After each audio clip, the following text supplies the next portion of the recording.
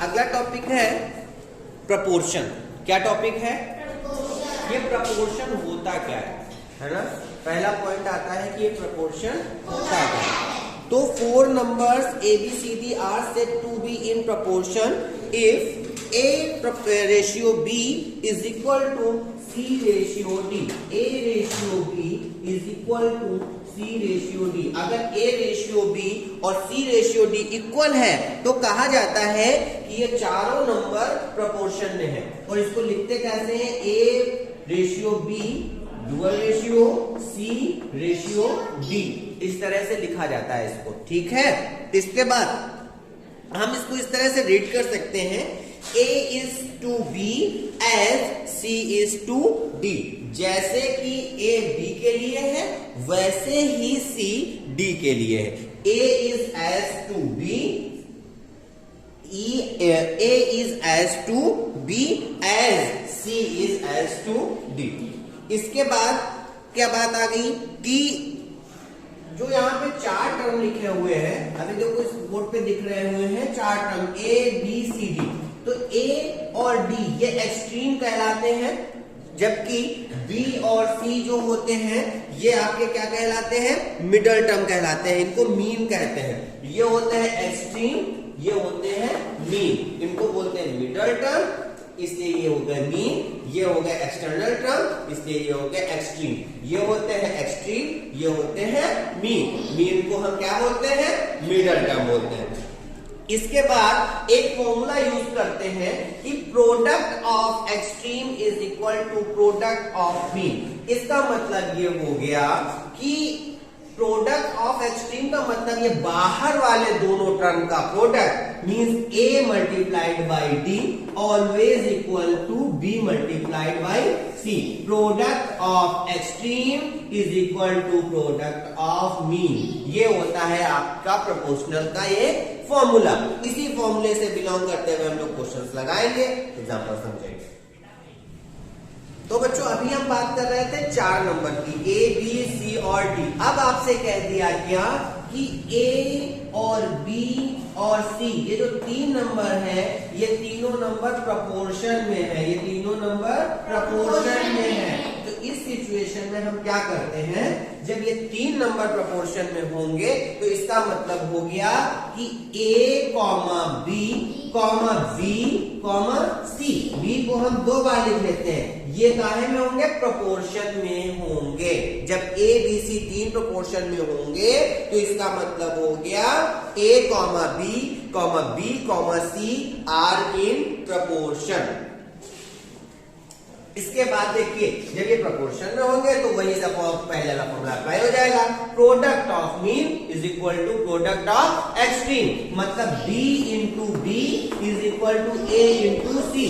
B into B को हम B square भी कह सकते हैं, A इंटू C। और जब स्क्वायर हटता है तो स्क्वायर रूट लग जाता है A इंटू C। ये हम फॉर्मूला भी अप्लाई करेंगे। फॉर्मूला ये आपकी बुक में हो सकता है ना मिले, लेकिन हम लोग अप्लाई करेंगे डायरेक्ट फॉर्मूला पे अप्लाई करके करेंगे। ठीक है। Mind if the following numbers are in the proportion, मतलब कुछ नंबर्स गिवन है, वो कह रहा है कि बताइए क्या ये नंबर्स प्रोपोर्शन में है।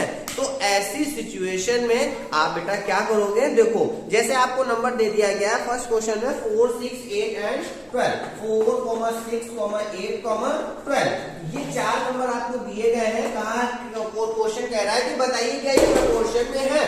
तो ऐसी सिचुएशन में आपके माइंड में एक बात आएगी कि अभी कॉन्सेप्ट में मैंने समझा था कि A, B, C और D जब ये 4 नंबर प्रपोर्शन में हो रहे थे तो कब हो रहे थे? इनके लिए एक सिचुएशन फॉलो हो रही थी। क्या कंडीशन फॉलो कर रहे थे कि product of extreme is equal to product of mean हो रहा था। मतलब मुझे यहाँ पर क्या करना होगा कि एक्सट्रीम का प्रोडक्ट निकाल ले और मीन का प्रोडक्ट निकाल ले। अगर ये प्रोडक्ट इक्वल आ जाता है तो ये जो 4 नंबर है ये प्रोपोर्शन में होंगे, और अगर नहीं आता है तो प्रोपोर्शन में नहीं होंगे। तो हम लोग कैसे निकालेंगे? लिखते हैं प्रोडक्ट ऑफ एक्सट्रीम। सबसे पहला पॉइंट हमने लिख दिया product of extremes is equal to 12 multiplied by 4 कितना हो गया? 48। अभी हमने लिख दिया प्रोडक्ट ऑफ मीन्स, जैसे हमने प्रोडक्ट ऑफ मीन्स लिखा तो 8 इंटू 6 मतलब 48 हो गया। तो यहाँ पे लिखेंगे सिंस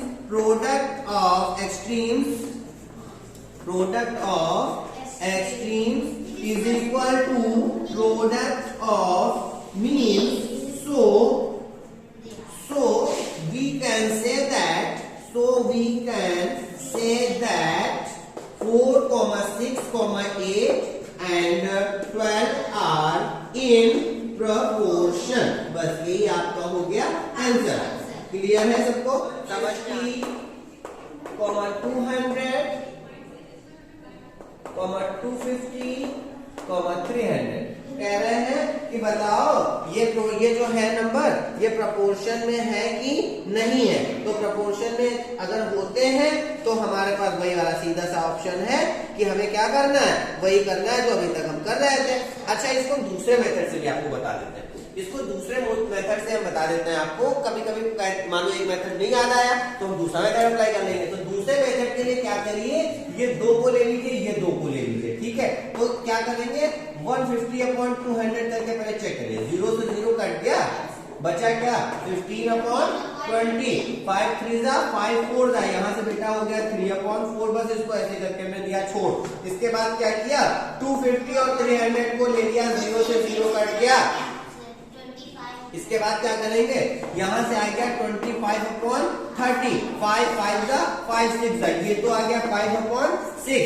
तो यहां से देख देंगे 3:4 does not equal to 5:6. So 150, 200, 250, 300 are not in proportion. ये हो गया आपका सेकंड मेथड. इससे पहले हम लोग पढ़ रहे थे फर्स्ट मेथड, एक बताया था आपको. ये हो गया हमारा सेकंड मेथड. जो कह रहा है वो कह रहा है वेरीफाई द फॉलोइंग. कुछ आपको रेशियोज गिवन है, उनको वेरीफाई करना है. अब रेशियो कौन कौन से गिवन है, पहला क्वेश्चन देख लीजिए. जैसे 60:105, फिर डबल रेशियो लगा हुआ है ऐसे, और फिर 84:147. तो इसको वेरीफाई करने के लिए आपको क्या करना है, वही फॉर्मूला यूज करना है. Product of extreme is equal to product of mean. ये हमें निकालना है. ठीक है ना. अगर ऐसा होता है if product of extremes is equal to product of mean, then 60:105, 84:147 is 2. अगर ऐसा होता है तो ये सही होगा, है ना. तो हम लोग करते हैं. तो सबसे पहले क्या करेंगे, प्रोडक्ट ऑफ एक्सट्रीम. सबसे पहले क्या करेंगे, प्रोडक्ट ऑफ एक्सट्रीम. तो हो जाएगा 147 मल्टीप्लाइड बाई 60. कितना आएगा 6 7 42, 6 4 24, 28 हो गया, 6 1 6, 6 2 8. कितना ही आएगा, चेक कर लीजिए एक बार. मुझे तो आता ही नहीं, चेक कर लीजिए एक बार. अभी क्या हो गया, प्रोडक्ट ऑफ मीन. अब हम क्या निकालेंगे बेटा, प्रोडक्ट ऑफ मीन. निकालने के लिए क्या करना है, 84 multiplied by 1020. So 84 ratio 105 ratio 84 sorry 60 है 60 105 ratio 84 ratio 147 are in proportion. Clear हो गया. ओके.